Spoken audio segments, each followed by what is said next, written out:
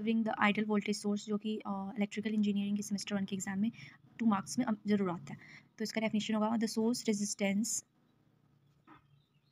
Of ideal voltage source is 0, hence the terminal voltage is constant irrespective of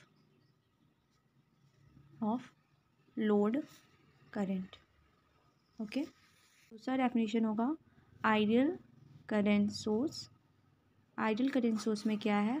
the source resistance of ideal current source is infinite।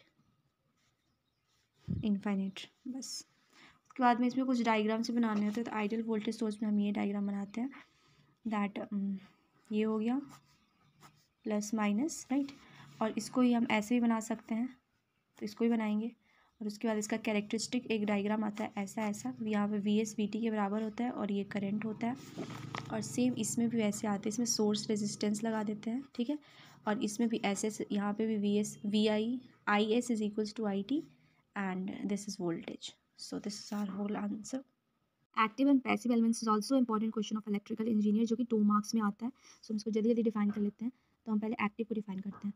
The element which supplies, ठीक है, which supplies energy to the network, जो network को energy supply करता है, is called active elements कहते हैं इसको, ठीक है।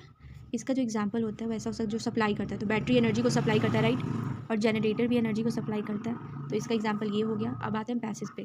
तो पैसिव क्या होता है? जो एनर्जी को स्टोर करते हैं। The element which stores energy is called passive element. इसके एग्जांपल पता है क्या होते हैं? इसके एग्जांपल होता है कैपेसिटर, कंडक्टर, कैपेसिटर और कंडक्टर।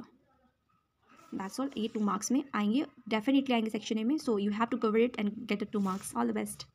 अभी जो हम क्वेश्चन करने वाले हैं वो है हमारा फॉर्म फैक्टर, कि फॉर्म फैक्टर को कैसे डिफाइन करते हैं। ये भी 2 मार्क्स में आता है इलेक्ट्रिकल इंजीनियरिंग। सो डिफाइन करते हैं जल्दी से। तो ये क्या होता है? The form factor is defined as the RMS value of any quantity to the average value of any quantity, right। जो कि होता है KF से डिनोट करते हैं। KF is equals to ERMS upon E average, और इसका वैल्यू होता है 1.11। और हम पीक फैक्टर को नेक्स्ट वाले में डिफाइन करते हैं। तो go and check my account. Next हम डिफाइन करने वाले हैं, फॉर्म फैक्टर हो चुका है हमारा। अब हम पीक फैक्टर को डिफाइन करेंगे। पीक फैक्टर को और भी कुछ कहते हैं, इसको क्रिस्ट फैक्टर भी कहते हैं और इसको KP से डिनोट करते हैं। तो इसको ऐसे करेंगे कि it is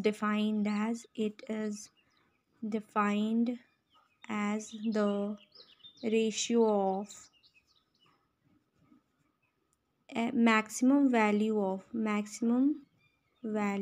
of any quantity to the RMS value of that quantity and इसको KP से डिनोट करते हैं। और ये होता है E max upon E RMS, और इसकी वैल्यू होती है 1.41, जो कि √2 के बराबर होती है। सो दिस इज़ बहुत इंपॉर्टेंट क्वेश्चन है, 2 मार्क्स में आते हैं। So all the best.